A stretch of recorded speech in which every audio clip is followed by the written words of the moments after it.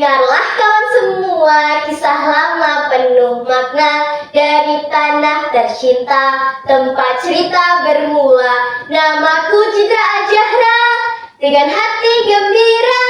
Dari SMP Negeri 3 Blitar Ladang Raya. Kali ini, aku akan mendongeng dengan judul Tumi Jaya dan Kitab Cahaya. Tapi mohon dimaklumi ya teman-teman, karena dongeng ini buatan aku sendiri yang terinspirasi dari cerita desa Tumi Jaya, Oku Timur. Apakah teman-teman tahu apa yang lebih kuat dari otot manusia? Apa yang lebih tajam dari mata cangkul petani? Dan apa yang mau menyelamatkan sebuah desa tanpa pedang, tanpa perang, tanpa kekerasan? Jawabannya bukan kekuatan. Jawabannya adalah ilmu. Dan dari sebuah desa kecil di tanah Ogan Komering Oku Timur, lahirlah pemuda sederhana yang membuktikan bahwa satu kitab tua bisa mengubah takdir sebuah desa. Namanya Tumi Jaya. Di hamparan sawah yang luas, di bawah matahari yang tak pernah lelah menyinari bumi, hiduplah pemuda desa bernama Tumi Jaya. Tangannya kuat mengangkat cangkul, kakinya terbiasa menapak lumpur. Namun, setiap senja, ketika para petani pulang dan beristirahat, Tumi Jaya melakukan sesuatu yang berbeda. Ia membuka kitab tua peninggalan kakeknya yang berisi tentang musim kemarau, penghujan, tanah, air, dan juga kehidupan. Tapi tidak semua orang mengerti. Tumi Jaya, petani kok membaca? Buku tidak akan membuat padi tumbuh. Benar, buku tidak membuat padi tumbuh, tapi buku mengajarkan kita bagaimana menumbuhkannya. Kau ini terlalu banyak berpikir. Petani itu bekerja, bukan membaca.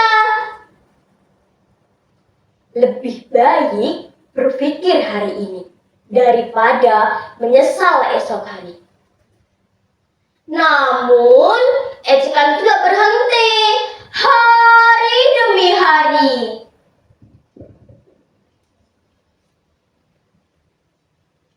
Anakku, kenapa kau berbeda dengan yang lain? Ibu takut mereka menjauhi.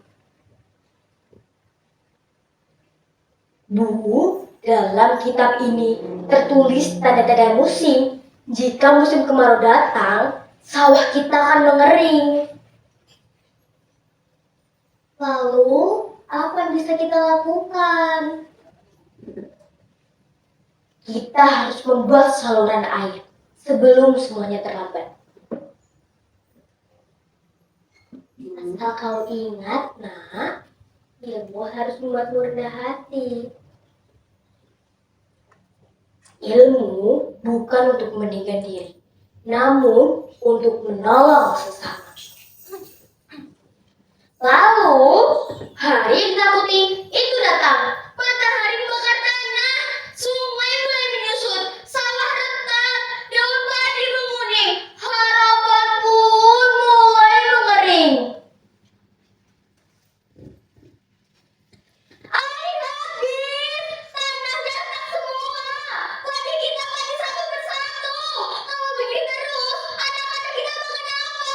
Beras habis, tubuh kosong, kita akan kelaparan, kita akan mati perlahan. Belum, masih ada cara. Di timur desa ada sungai kecil, kita bertarik dari situ. Itu hanya teori dari bukumu. Kalau Kalau kita tidak mencoba, kita pasti kalah. Tapi jika kita mencoba, kita masih punya harapan. Tumijaya mulai menggali. 1 cangkul, 2 cangkul, tanah keras, matahari menyengat, tangan melecet. Melihat apa yang dilakukan Tumijaya, warga mulai luluh. Kami ikut membantu. Cangkul demi cangkul, parit demi parit, harapan pun mulai mengalir bersama peluh.